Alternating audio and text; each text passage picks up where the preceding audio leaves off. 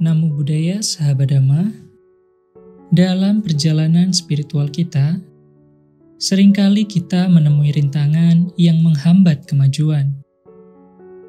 Salah satu rintangan terbesar adalah awija atau kegelapan batin. Awija, secara harfiah berarti ketidaktahuan, adalah akar dari semua penderitaan. Ini adalah ketidaktahuan tentang sifat sejati realitas, tentang 4 kebenaran mulia, dan tentang jalan menuju pembebasan. Awija membuat kita terjebak dalam siklus kelahiran dan kematian samsara. Dalam Mahasatipatthana, Sutta Atthakatha, awija dijelaskan lebih lanjut menjadi 2 jenis, apatipati dan micapatipati. Mari kita telusuri lebih dalam masing-masing jenis ini. Apatipati adalah jenis awija yang muncul karena kita tidak melaksanakan atau mempraktikkan ajaran Dhamma. Ini seperti memiliki peta harta karun, tapi tidak pernah berangkat untuk mencari harta karun itu. Apatipati bisa terjadi karena beberapa alasan. Yang pertama, kemalasan atau kosaja. Kemalasan atau kosaja adalah penghalang yang umum dihadapi dalam praktik spiritual. Ini adalah ketidakmauan untuk bertindak meskipun kita memiliki pemahaman tentang manfaat dari tindakan tersebut. Dalam konteks Dhamma, kemalasan bisa berarti enggan untuk bermeditasi, mempelajari ajaran Buddha, atau menerapkan sila atau peraturan moral. Kemalasan seringkali berakar dari kenyamanan dan keterikatan pada kesenangan indria. Kita mungkin lebih memilih untuk bersantai, menikmati hiburan, atau mengejar keinginan duniawi daripada meluangkan waktu untuk praktik spiritual. Kemalasan juga bisa muncul dari rasa putus asa atau kurangnya keyakinan pada kemampuan diri sendiri. Kita mungkin merasa bahwa usaha kita tidak akan membuahkan hasil, atau bahkan kita tidak cukup baik untuk mencapai tujuan spiritual. Yang kedua, keraguan atau wicikicca. Keraguan atau wicikicca adalah ketidakpastian atau kebimbangan yang menghambat tindakan. Dalam konteks Dhamma, keraguan bisa muncul dalam berbagai bentuk. Kita mungkin meragukan kebenaran ajaran Buddha, mempertanyakan efektivitas praktik meditasi, atau merasa tidak yakin tentang kemampuan kita untuk mencapai pembebasan. Keraguan seringkali muncul dari kurangnya pemahaman yang mendalam tentang Dhamma. Ketika kita tidak memiliki landasan yang kuat dalam ajaran Buddha, kita mudah terombang-ambing oleh pandangan-pandangan yang bertentangan atau terpengaruh oleh keraguan orang lain. Keraguan juga bisa muncul dari pengalaman pribadi yang tidak sesuai dengan harapan. Kita mungkin merasa frustasi ketika praktik kita tidak segera menghasilkan hasil yang diinginkan, yang kemudian memicu keraguan akan jalan yang kita tempuh. Yang ketiga adalah kelalaian atau pamada. Kelalaian atau pamada adalah kurangnya perhatian atau kewaspadaan.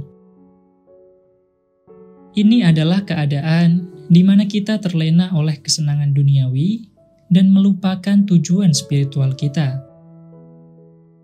Dalam kehidupan sehari-hari, kelalaian bisa berarti kita terlalu sibuk dengan pekerjaan, hubungan, atau hiburan sehingga kita mengabaikan praktik Dhamma. Kelalaian juga bisa muncul dalam bentuk ketidakpedulian terhadap konsekuensi dari tindakan kita. Kita mungkin terlibat dalam perilaku yang merugikan diri sendiri atau orang lain tanpa menyadari dampak jangka panjangnya. Dalam konteks Dhamma, kelalaian adalah jebakan yang berbahaya karena dapat membuat kita terjebak dalam siklus samsara tanpa akhir. Apati-pati adalah penghalang besar dalam perjalanan spiritual kita.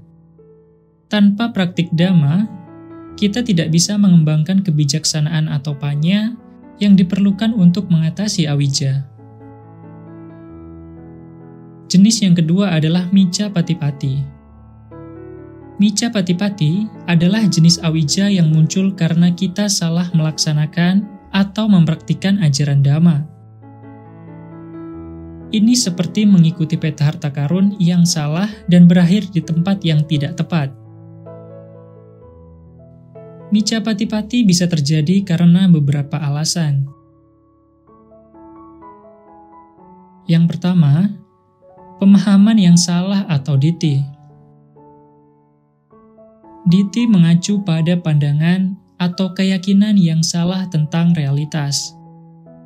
Ini bisa termasuk pandangan ekstrim seperti eternalism atau kepercayaan bahwa segala sesuatu bersifat kekal, atau nihilism atau kepercayaan bahwa segala sesuatu tidak ada setelah kematian. Pandangan yang menyimpang ini membentuk dasar yang rapuh untuk praktik Dhamma, menyebabkan kita salah mengartikan ajaran dan mengambil tindakan yang tidak selaras dengan tujuan pembebasan. Terkadang, kita mungkin salah memahami inti dari ajaran Buddha. Mungkin kita terlalu fokus pada aspek intelektual atau ritualistik, mengabaikan transformasi batin yang sebenarnya. Atau mungkin kita terlalu terikat pada gagasan tertentu tentang pencerahan, menciptakan ekspektasi yang tidak realistis dan menghambat kemajuan kita. Yang kedua adalah praktik yang salah atau sankappa. Sankappa mengacu pada niat atau motivasi di balik tindakan kita. Jika kita mempraktikkan Dhamma dengan motivasi yang salah, seperti keinginan untuk mendapatkan keuntungan duniawi, ketenaran, atau kekuasaan, kita menyimpang dari esensi ajaran. Praktik semacam itu mungkin memberikan hasil sementara, tetapi tidak akan membawa kita pada pembebasan sejati. Terkadang, kita mungkin salah dalam menerapkan teknik meditasi atau praktik Dhamma lainnya. Mungkin kita terlalu memaksakan diri, menciptakan ketegangan dan frustasi. Atau mungkin kita terlalu santai, membiarkan pikiran mengembara tanpa terkendali. Penting untuk menemukan keseimbangan dan bimbingan yang tepat untuk memastikan praktik kita efektif dan bermanfaat. Yang ketiga, pencarian yang salah atau magga. Magga mengacu pada jalan atau jalur yang kita pilih dalam praktik Dhamma. Jika kita mencari hal yang salah, seperti kesenangan indria, kenyamanan, atau pelarian dari kenyataan, kita tidak akan menemukan kedamaian sejati. Dhamma bukanlah jalan menuju kepuasan duniawi, tetapi jalan menuju pembebasan dari penderitaan. Terkadang, kita terlalu terikat pada hasil dari praktik kita. Kita mungkin mengharapkan pengalaman spiritual yang dramatis atau kemajuan yang cepat dan merasa kecewa ketika hal itu tidak terjadi. Keterikatan ini menciptakan kegelisahan dan menghalangi kita untuk menerima proses alami dari praktik Dhamma. Micca Patipati bisa sama berbahayanya dengan apatipati. Jika kita mempraktikkan Dhamma dengan cara yang salah, kita tidak hanya tidak akan mencapai tujuan kita, tapi kita juga bisa memperkuat delusi kita. Micca Patipati adalah pengingat bahwa jalan menuju pembebasan membutuhkan kejelasan, kebijaksanaan, dan bimbingan yang tepat. Dengan memahami ketiga penyebab micca pati-pati ini, kita dapat lebih waspada terhadap jebakan-jebakan halus dalam praktik kita. Setelah kita memahami dua jenis awija, untuk selanjutnya kita akan mencari tahu cara mengatasi awija. Cara mengatasi awija adalah dengan satipatthana. Satipatthana atau 4 landasan perhatian adalah penawar utama untuk awija. Dengan mengembangkan perhatian penuh pada tubuh, perasaan, pikiran, dan objek-objek mental, kita bisa mulai melihat realitas sebagaimana adanya tanpa filter delusi. Satipatthana membantu kita mengatasi apati-pati dengan cara, yang pertama, meningkatkan kesadaran. Satipatthana melatih kita untuk mengamati pengalaman kita tanpa penilaian, sehingga kita menjadi lebih sadar akan kecenderungan-kecenderungan negatif dalam diri kita, termasuk kemalasan, keraguan, dan kelalaian. Ketika kemalasan muncul, kita belajar untuk mengenalinya sebagai sebuah kondisi mental yang dapat diamati, bukan sebagai identitas diri. Dengan menyadari kemalasan, kita memiliki kesempatan untuk memilih untuk tidak terbawa olehnya. Ketika keraguan muncul, kita belajar untuk menghadapinya dengan penuh kesadaran, menyelidiki akar-akarnya, dan mengembangkan pemahaman yang lebih jelas tentang ajaran Dhamma. Ketika kelalaian muncul, kita belajar untuk menyadarinya dan dengan lembut membawa perhatian kita kembali pada saat ini pada objek meditasi. Yang kedua, mengembangkan ketekunan. Satipatthana adalah latihan yang membutuhkan ketekunan dan disiplin. Dengan berlatih secara konsisten, kita mengembangkan kekuatan mental dan ketahanan untuk mengatasi rintangan dalam praktik Dhamma. Melalui Satipatthana, kita belajar untuk menghadapi kesulitan dengan sabar dan tekun, tanpa menyerah pada kemalasan. Kita belajar untuk mengatasi keraguan dengan mengembangkan keyakinan yang kokoh pada ajaran Dhamma dan kemampuan diri sendiri. Kita belajar untuk melawan kelalaian dengan mengembangkan perhatian yang stabil dan terarah.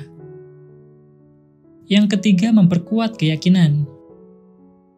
Dengan mengamati secara langsung bagaimana pikiran dan perasaan muncul dan lenyap, Satipatthana membantu kita mengembangkan pemahaman yang lebih mendalam tentang ketidakkekalan atau anicca, penderitaan atau duka, dan tanpa aku atau anatta.